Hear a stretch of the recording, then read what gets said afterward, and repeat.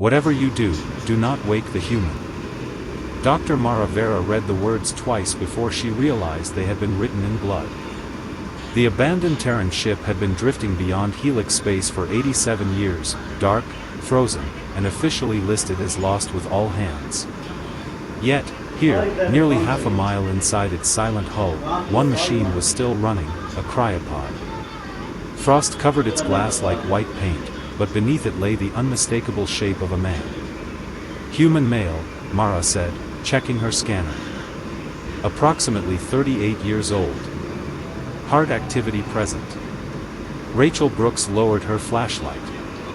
After 87 years, that is what the scanner says. Director Cale Vore stepped closer, his polished black boots clicking against the deck. Then we have found something considerably more valuable than salvage. Rachel gave him a look. That is a person, Director. A person inside technology capable of preserving biological life for nearly 9 decades. Vore smiled faintly. Both can be true. Mara ignored them and wiped another layer of frost from the glass. The man inside had brown hair, pale skin, and the rough beginnings of a beard. Nothing about him looked extraordinary, no military implants, no visible modifications. His faded uniform identified him as Daniel Mercer, Terran Frontier Survey Life Support Engineering Division, an engineer, not a soldier, not some classified weapon, just a man who should have been dead before Mara's grandparents were born. Power reserve? She asked. 3%, Rachel replied, maybe less. This thing was rated for 18 months, not 87 years. Vore leaned toward the pod. Can you wake him? Rachel immediately turned. Did you miss the warning? I saw it. Someone wrote it in blood, someone who died almost a century ago. Rachel crouched beside the pod instead of answering. Her flashlight moved across the floor. There were old scratches in the metal, a broken emergency light, and something half hidden beneath a collapsed storage panel. She pulled it free carefully, a Terran handgun, old model, empty magazine. Mara stared down the corridor behind them. The ship suddenly felt less abandoned. Where is the body? She asked. Rachel looked up. What body? Mara pointed toward the warning. Whoever wrote that. Silence settled over the compartment. Vore broke it first. We are not turning around because frightened crewmen left dramatic instructions 87 years ago. You do not know they were frightened. Rachel said. Blood on a cryopod suggests they were not relaxed. Vore stepped to the control panel. Wake him. Mara caught his wrist. Not until I understand the suspension system. His expression hardened. Doctor, that pod has hours of power remaining. You can wake him now or you can examine a corpse tomorrow. Mara looked through the glass again. Daniel Mercer seemed peaceful, almost ordinary. Somewhere on Earth, decades ago, someone had probably waited for this man to come home. A wife, parents, maybe children. Mara placed her scanner against the pod. Daniel Mercer, she whispered, although she knew he could not hear her. I am sorry. The monitor showed deep cryogenic suspension, neural activity minimal, consciousness impossible. Then Daniel opened his eyes. Mara froze. Rachel took one slow step backward. His eyes moved from Mara to Vore, then finally to Rachel. There was no confusion in them. There was recognition, fear. His lips moved behind the glass. Rachel leaned closer. What is he saying? Daniel mouthed the words again. This time she understood. Do not open it. Mara looked at the monitor. It still displayed the same impossible message. Subject unconscious, deep cryogenic suspension active. And from somewhere far inside the dead ship, something knocked 3 times. The 3 knocks came again, slow and evenly spaced, from somewhere beyond the sealed compartment. Rachel raised her flashlight toward the corridor. Tell me that was the hull cooling. Mara kept her eyes on Daniel. The ship has been without reactor power for 87 years. Nothing should be warm enough to cool. Vor exhaled sharply. Old metal shifts. We have a living human in front of us. Focus on the actual discovery. Inside the pod, Daniel had closed his eyes again. His heart rate remained impossibly low, but Mara had seen the fear on his face. She connected her medical scanner directly to the cryogenic controller. The identification record appeared first. Daniel Mercer, 38 years old, born in Boise, Idaho, civilian life support engineer, married, one daughter, no military service, no genetic modifications. Rachel read over Mara's shoulder. So, our terrifying mystery man fixed air recyclers for a living. Apparently. Mara opened the pod specifications and frowned. This unit was certified for 18 months. And Vor asked, he has been inside for more than 1,000 months. Vor stepped closer. Which means Terran cryogenic technology is worth even more than I thought. Rachel looked at him. You have a gift for hearing the worst possible thing in every sentence. Another sound traveled through the ship. Not a knock this time. A distinct metallic scrape. Rachel turned toward the doorway. We are not alone. Vor tapped his communicator. Salvage Team 2, report. Static answer. Team 2, nothing. Mara returned to Daniel's medical data. His cells showed almost no expected degradation. Even stranger, the pod had recorded tiny metabolic fluctuations every few years, as though his body had periodically climbed toward consciousness and then forced itself back down. He has been waking up, she said quietly. Rachel stared at her. For 87 years? Not fully. Seconds, maybe. Sometimes less. Why? Mara did not have an answer. Rachel searched around the base of the pod and found a dark trail disappearing beneath the storage rack. She moved the rack aside. More dried blood marked the floor leading toward the doorway. Beside it lay the empty handgun she had found earlier. Someone stood here. Rachel said. They wrote the warning, then moved toward the corridor. Mara followed the trail with her light. It vanished around the corner. We should leave. WER shook his head. We wake Mercer first. He told us not to open it. A half-conscious man suffering cryogenic delirium mouthed several words through frozen glass. That is not informed consent. The pod suddenly chimed. Power reserve 2%. Mara felt her stomach tighten. WER was right about one thing. Waiting could kill Daniel. She reached for the emergency revival control. Rachel caught her arm. Mara, if I do nothing, he dies. And if you open it?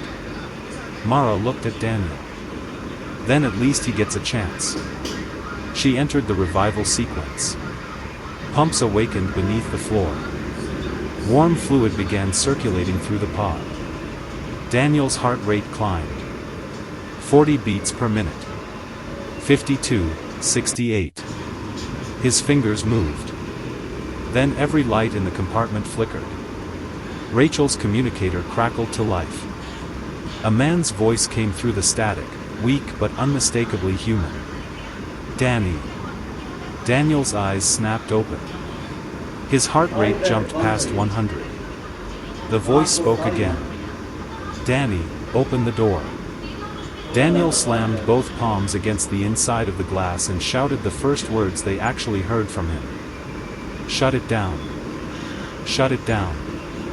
Daniel shouted again, striking the glass with an open palm as the revival system continued warming his body. Mara reached for the controls, but Vor caught her wrist. The process has already started. Then stop it. At 2% reserve, you could kill him. Rachel stepped between them. Both of you quiet. The communicator hissed.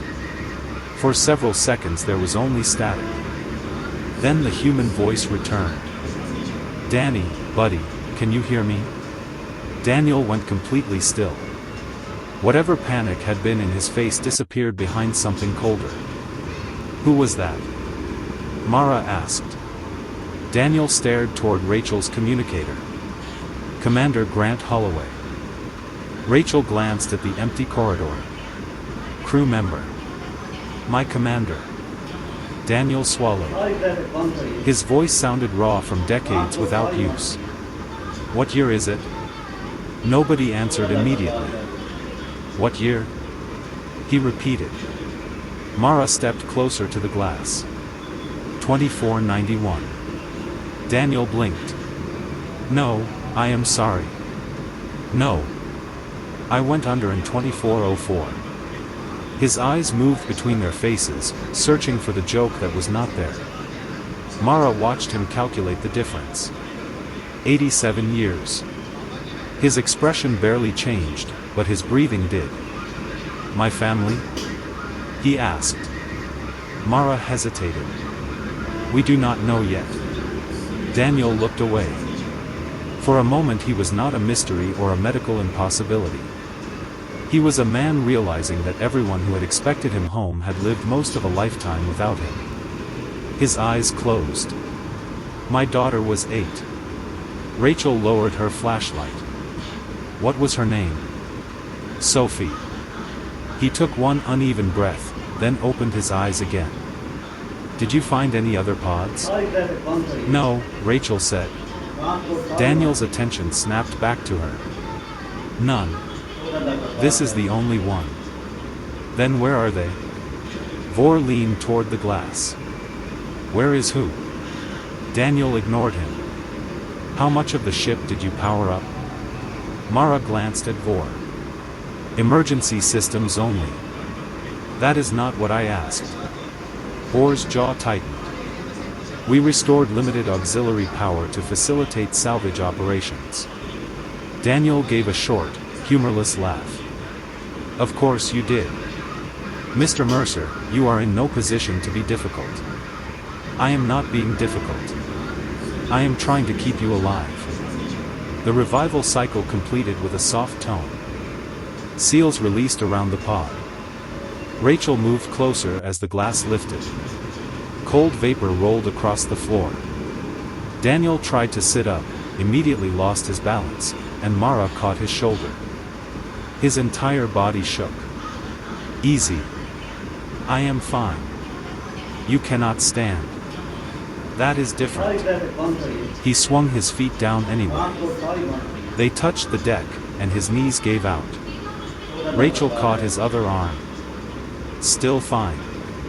Having a rough morning. Despite herself, Rachel almost smiled. Then the communicator spoke again. Danny, open the door. Daniel's face emptied. He looked toward the corridor. Holloway died before they froze me. Nobody moved. Fur finally asked, then who is speaking? Daniel pulled himself upright using the pod frame. His legs trembled, but his voice did not. Turn off every system you activated. No wireless networks. No automated doors. Nothing connected to the ship. Mara stared at him. Why? Daniel looked toward the darkness beyond the compartment. Because when we lost containment, Holloway ordered everyone into the emergency section.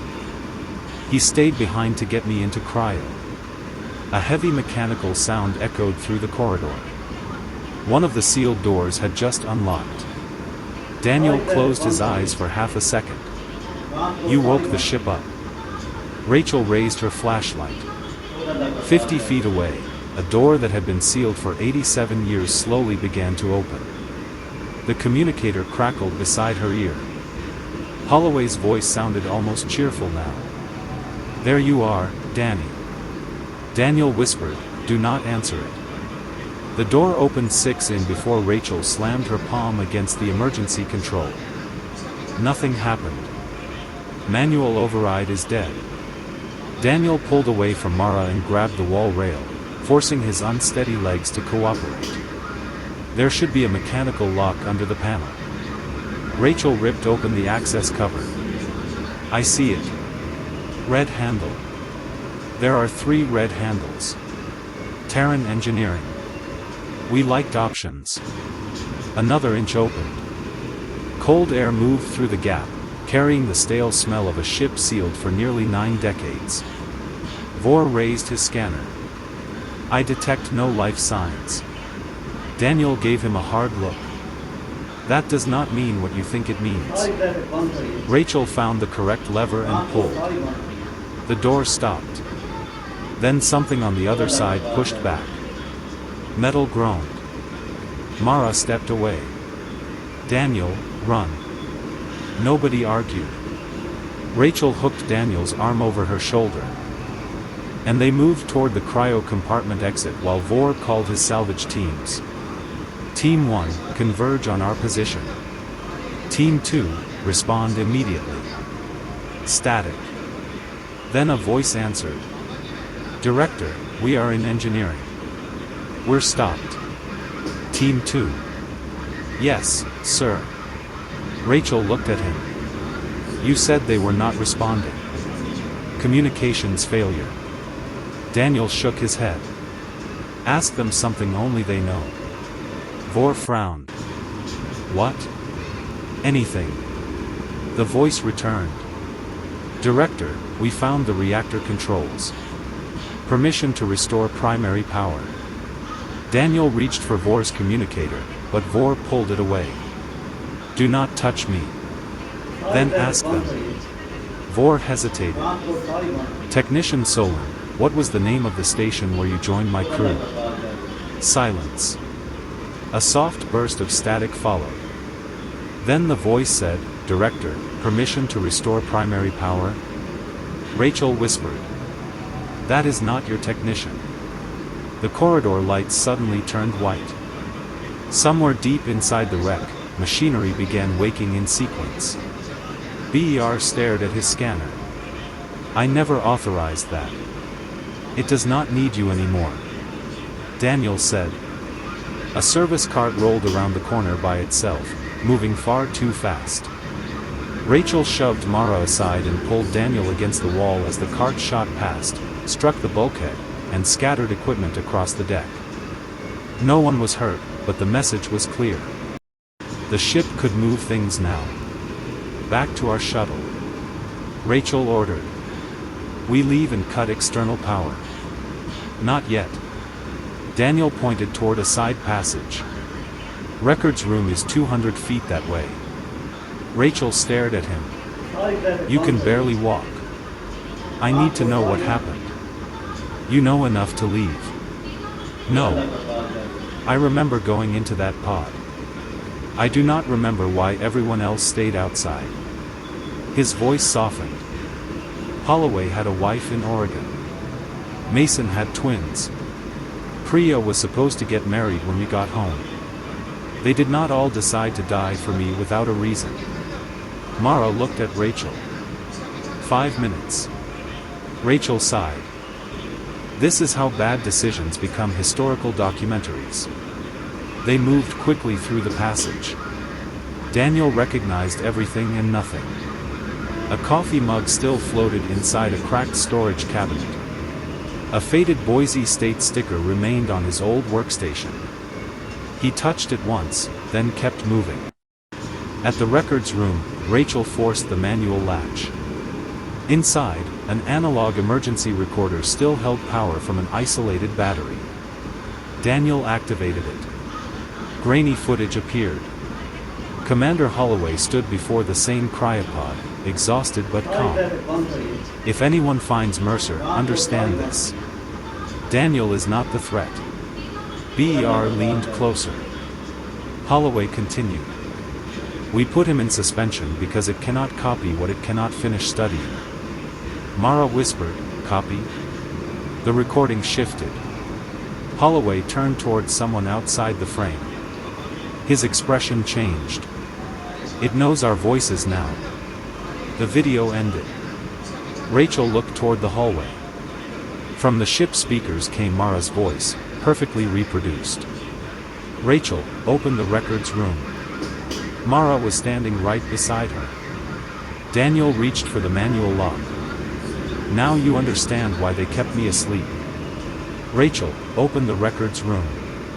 Mara's voice came through the speaker again, warm and impatient, while the Real Mara stood 3 feet away holding her breath. Rachel slowly reached up and switched off her communicator. I officially hate this ship. Daniel braced himself against the console. His strength was returning, but every movement still looked like work. It is not the ship. That does not make me feel better. Remove toward the recorder. Play the rest. Daniel searched the old interface until another file appeared, time-stamped 11 minutes after the first. Holloway returned to the screen. Behind him, warning lights flashed silently. We recovered the organism from a comet fragment near Helix 4. Microscopic. No measurable intelligence at first. Then it began adapting to biological signals, electrical systems, language. Holloway glanced over his shoulder. It does not imitate appearance. It imitates patterns, voices, access codes, habits, anything it observes long enough. Mara leaned closer. That explains the communications. Keep listening, Daniel said. Holloway continued. Mercer was exposed during containment failure. We expected infection. Instead, his immune response changed faster than the organism could adapt. Every time it altered itself, his body answered. Daniel stared at the screen. I never knew. The recording jumped forward. Holloway was now standing beside Daniel's cryopod. We suspended him to slow both processes. If Mercer wakes while the organism remains active, it may complete its model of human biology. If the ship is dead, wake him. If it is not, leave him asleep. Rachel looked toward the corridor. The ship was dead when we arrived. Daniel nodded. Until Vor powered it. Vor did not look guilty. He looked interested. Your biology defeated it. That is not what he said. Your immune system adapted faster than an extraterrestrial organism designed to adapt. Vor stepped closer to Daniel. Do you understand what that could mean? Rachel gave a dry laugh. There it is. What? The part where a reasonable person hears danger and you hear money. Vor ignored her and opened a private channel. Salvage Team 1, secure all biological storage units. Nothing leaves this wreck without my authorization. Daniel straightened. Cancel that order. You do not command my crew. No. I am just the only person here who survived whatever you were trying to collect. A confirmation tone sounded from Vor's communicator. Sample container secured, Director. Mara turned sharply. You already took a sample. Vor's silence answered for him. Where is it? Daniel asked. Aboard the Aster Vale. For the first time, Daniel stopped looking tired. You moved it onto your ship? Under full containment. Holloway had full containment. Vor's communicator suddenly chimed. The voice of technician Solon came through clearly. Director, we have returned to the Aster Vale with the sample. Vor frowned. Solon, identify yourself with security phrase Delta. A pause. Director, we have returned to the Aster Vale with the sample. Rachel was already moving toward the door. We need to get back. Then another channel opened. This time a frightened voice came from their own vessel. Away team, this is Lieutenant Brooks. Rachel stopped cold. Mara looked at her. But you are Lieutenant Brooks. The transmission continued. Do not return to the Aster Vale. Someone who looks exactly like me just came through the airlock. Daniel stared at the speaker. Rachel whispered, you said it could not copy appearance. Holloway said it could not 87 years ago. The lights flickered. Daniel looked toward the shuttle bay, then at the medical scanner in Mara's hand. Doctor, when you woke me, did you take a blood sample? Yes. Where is it? Mara's face changed. On the Aster Veil. Daniel closed his eyes. Then it has what it waited 87 years for. Nobody goes back to the Aster Veil. Daniel said. Her stared at him. My crew is aboard that ship. So is my blood. Daniel pushed away from the console and nearly stumbled, but Rachel steadied him before he fell. And right now, that matters more. Mara opened her medical scanner. Explain. Holloway said my immune system kept changing faster than the organism could follow. If your sample contains living cells from me, then it finally has access to the one thing we denied it, a complete biological template. Mara said. Exactly. War lifted his communicator. Aster Veil, initiate full medical quarantine. A voice answered immediately. Quarantine already active, Director. Rachel frowned. Who ordered it? You did, Lieutenant Brooks. Rachel looked at Daniel. I definitely did not. A warning tone sounded from Mara's scanner. She looked down. Daniel's blood analysis was still running from the sample transmitted before they left the ship. Protein markers were changing so quickly that the software kept recalculating. Daniel, your immune response is accelerating. Is that bad? I have no idea. Great. Very comforting bedside manner. Mara almost smiled, then the scanner produced another result. Her expression changed. Wait. She compared the current reading with the sample taken 20 minutes earlier. Your cells are not reacting to the organism.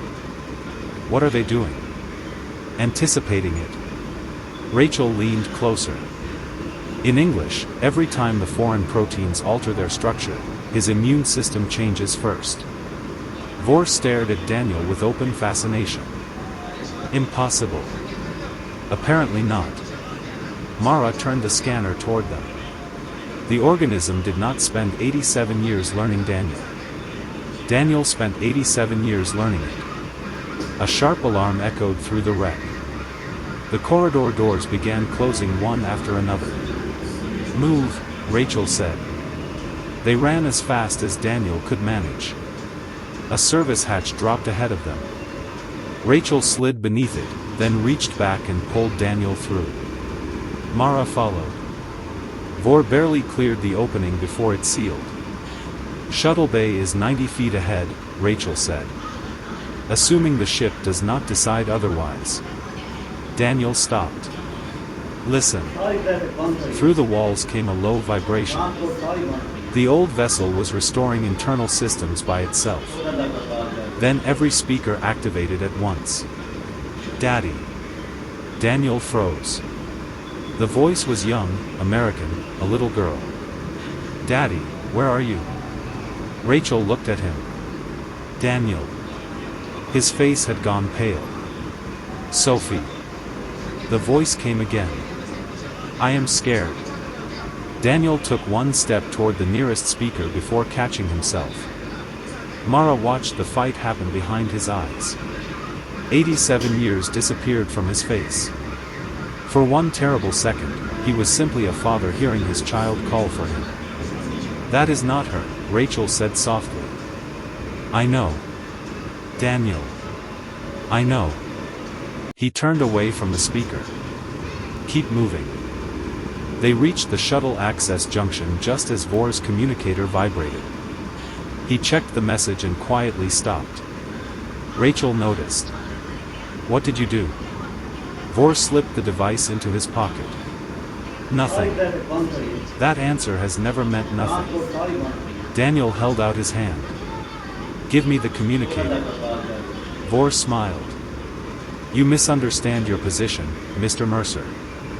The shuttle door opened behind him. 2 armed salvage officers stood inside. Vor stepped backward toward them. The organism is dangerous, yes, but your adaptation may be the greatest medical discovery in recorded history. I cannot allow fear to destroy either asset. Mara stared at him. You kept another culture. 3, actually. Rachel moved in front of Daniel. You brought them aboard the Aster Vale. Under independent containment. Daniel studied Vor for a long moment and spoke quietly. You still think I am the valuable thing you found? Vor's smile faded. Daniel looked past him into the shuttle where a medical transport case sat secured against the wall. A green indicator blinked on its lid. Then it changed to red. Mara's scanner screamed an alert. Vor turned. From inside the sealed case came the voice of Technician Solon. Director, please open the container. Daniel did not move. Now it knows you, too. Do not open that case, Daniel said. One of Vor's officers immediately reached for the release anyway. Rachel stepped between him and the container. Touch that latch and you can explain your decision from quarantine. Stand down, Vor ordered. Rachel did not move. The case spoke again in Solon's voice. Director, containment is failing. Mara checked her scanner. It is lying. Internal seals are stable. Vor stared at the red indicator. Then why is the warning light on? Daniel answered quietly. Because it learned which color makes you nervous. The light turned green, then red, then green again. Vor finally seemed to understand that every familiar signal around him had become questionable. Daniel lowered himself onto a bench inside the shuttle. His legs were shaking harder now. Mara scanned him and frowned. Your temperature is 103 degrees. That explains why the room feels like Arizona. This is serious. I figured. Vor looked from Daniel to the case. The calculation returned to his face. His blood is suppressing it. Mara turned. We do not know that. You said his immune system anticipates its adaptations. That does not make him a treatment. It makes him our best chance. Daniel looked at Vor. You want a sample? I want enough to determine whether your antibodies can neutralize the cultures. Rachel shook her head. Absolutely not. Rachel. Daniel's voice stopped her. He is right about one thing. Everyone looked at him. If my blood can shut this down, test it. Mara crouched beside him. I can draw a small sample manually. Nothing enters the ship network. Do it. Vor smiled faintly. Finally, some reason. Daniel met his eyes. Do not mistake cooperation for trust. Mara filled a sealed vial and placed a single drop into an isolated testing chamber with material from the container.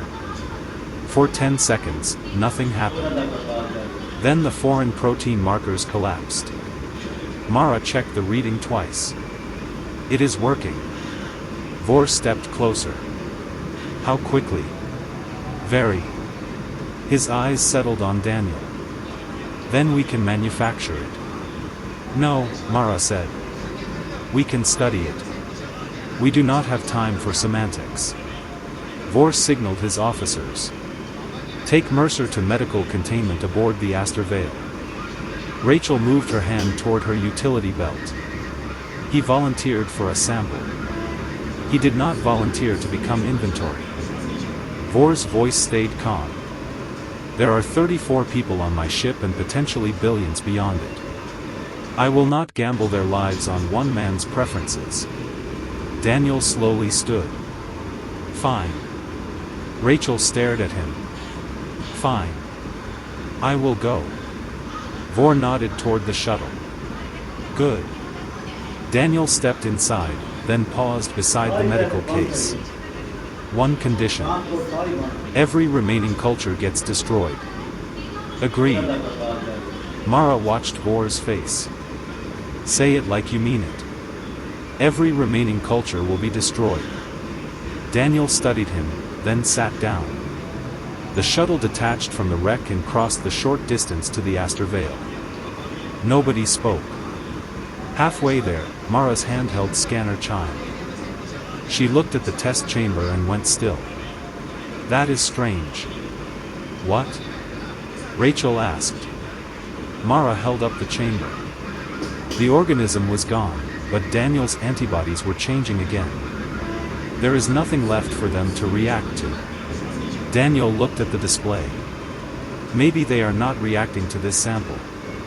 Mara slowly turned toward the aster veil filling the forward window. Maybe they are reacting to something nearby. The shuttle docked. Vor's officers opened the inner hatch. Beyond it, the corridor was empty. Every light was on. Every door stood open. Then the intercom activated and Sophie's 8-year-old voice filled the ship. "Daddy, you came back." Daniel closed his eyes. Rachel whispered, "It is already everywhere." Vor reached into his coat and pulled out a small sealed vial. Mara stared at him. "What is that?" Vor said nothing. Daniel opened his eyes. "You lied about the cultures." Vor tightened his grip around the vial. "I preserved one uncontaminated specimen." Before anyone could answer, the vial's indicator changed from green to red. Daniel looked at Vor almost sadly. "No, Director. You preserved the one that learned how to hide." "Put the vial down, Vor." Rachel's voice was quiet enough to make the order heavier. Vor looked at the red indicator, then at Daniel. It was sealed. So was the original sample. Daniel said. That stopped matching 87 years ago. Vor placed the vial carefully on the deck. Mara scanned it from several feet away. No detectable breach. Then why did my immune markers react? Daniel asked. Mara studied the readings. Because we have been thinking about this backward. Sophie's voice drifted from the intercom. Daddy, please come find me. Daniel flinched, but stayed where he was. Mara continued. The organism is not spreading through the ship like an infection. It is using the ship to spread information. Every sensor, speaker, camera, medical scanner, anything capable of reading a biological pattern becomes part of its learning process. Rachel looked toward the ceiling camera. So, every time we scan it, we teach it. And every time it scans Daniel, his body teaches itself. Daniel nodded slowly. Two systems learning each other. Except yours is faster. Mara looked toward the medical deck. That is why Holloway froze you. Cryogenic suspension slowed the exchange before either side could finish.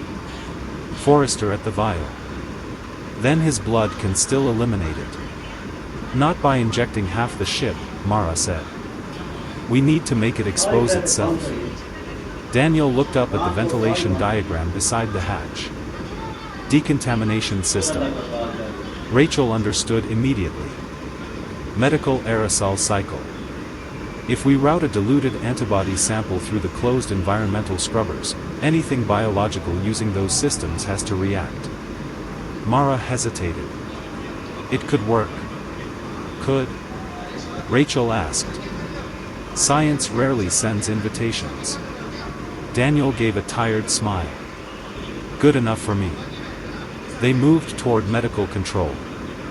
Doors opened before them as if the ship wanted Daniel to continue. Then Sophie spoke again. Daddy-o, Daniel stopped so suddenly Rachel nearly ran into him. His face changed. What? Mara asked. She used to call me that. The voice laughed softly. Daddy-o, you promised pancakes when you got home. Daniel's eyes filled, but his expression hardened instead of breaking. No, Daniel, Rachel said. Sophie hated pancakes. He looked directly at the ceiling camera. She wanted waffles. Every Saturday.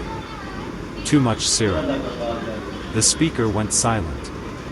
Daniel exhaled.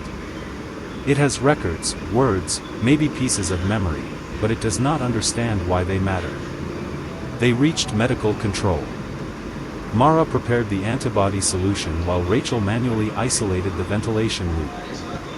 Ver stood apart watching. You could preserve a controlled sample, he said. Daniel did not even turn around. Still negotiating with the thing that stole my daughter's voice? Ver looked ashamed for the first time. I thought I could control it. That is usually what people say right before somebody else has to clean up. Mara activated the cycle. A soft hum traveled through the astral veil as the aerosol entered the closed decontamination network. For several seconds, nothing changed. Then lights across the medical deck began blinking in rapid sequence. Speakers activated with overlapping voices. Holloway, Solon, Rachel, Mara, Sophie, dozens more. Daniel gripped the console as his fever climbed. It is reacting, Mara said. So is he. Keep going. The voices became confused, repeating fragments without context. Then one by one, they stopped. The lights stabilized. Mara stared at her scanner. Foreign protein activity is collapsing throughout the ship. Rachel let out a breath. We got it. Almost. A warning appeared on the navigation console. External transmission completed. Everyone went still.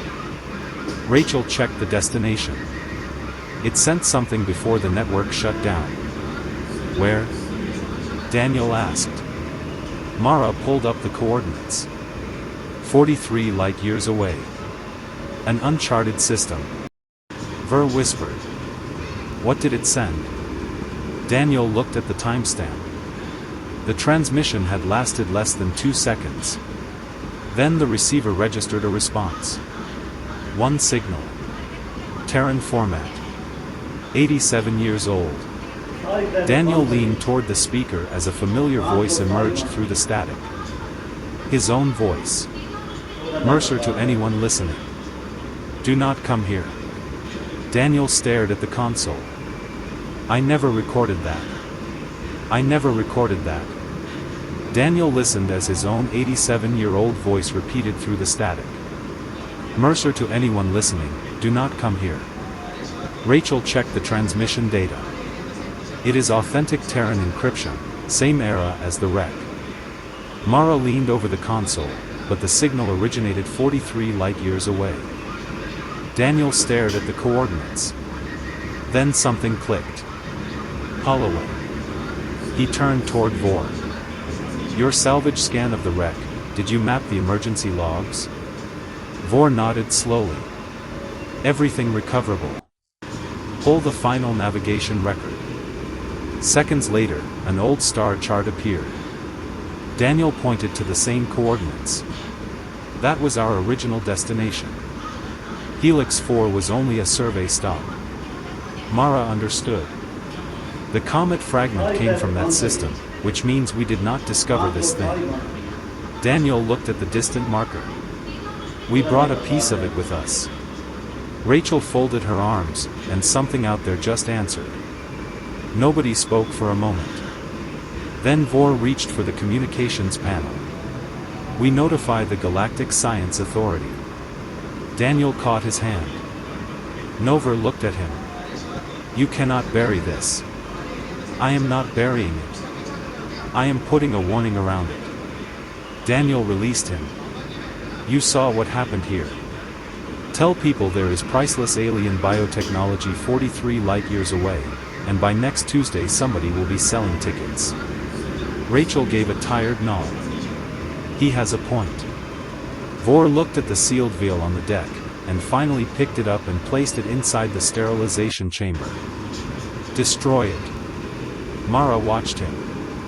You are certain? Vor looked embarrassed. Doctor, I have spent the last hour being outsmarted by something in a bottle. I am developing humility. The chamber activated. The last preserved culture disappeared from Mara's scanner. 3 hours later, the wreck was disconnected from every power source and marked under permanent quarantine. Before leaving, Daniel returned alone to the cryo compartment. Rachel found him standing beside the empty pod, looking at the faded warning. Ready? She asked. Almost. She handed him a permanent marker. Daniel wrote beneath the old message in 4 simple words. He meant every word. Back aboard the Aster Vale, Mara found one final record for him. Sophie Mercer had died 4 years earlier at age 91. She had become a teacher, raised 3 children, and spent 40 years telling them their grandfather had disappeared among the stars. There was a video attached. Daniel sat alone to watch it. Sophie was old in the recording, silver-haired and smiling. But when she laughed, he saw the 8-year-old girl who used to steal blueberries off his breakfast plate. "If they ever find you, Dad," she said, "I hope somebody tells you I had a good life. You missed a lot. I wish you had been here, but I was happy. So, do not waste whatever time you have left feeling guilty about the time you lost." Daniel covered his mouth and stared at the screen until it went dark. Later, Rachel found him by the observation window watching the wreck disappear behind them. "You okay?" "No," he thought about it. "But I think I will be." Outside, the stars stretched into long white lines as the Aster Vale turned toward Earth. Daniel had gone to sleep believing survival meant making it home to the people waiting for him. 87 years later, he understood something harder. Sometimes survival means waking up after home has changed, after the people you love have finished chapters you never got to read, and choosing to live anyway. Behind them, the abandoned ship went dark for the final time. Ahead waited an Earth Daniel no longer knew, filled with grandchildren who knew his name only from stories. He looked at the stars and smiled through wet eyes. "All right, Sophie," he whispered, "let us see what I do with the time I have left." If you enjoyed this story, don't forget to like this video, subscribe to HFY Stellar Vault for more original epic science fiction adventures, and tell us in the comments what you would do if humanity faced this challenge. See you in the next story.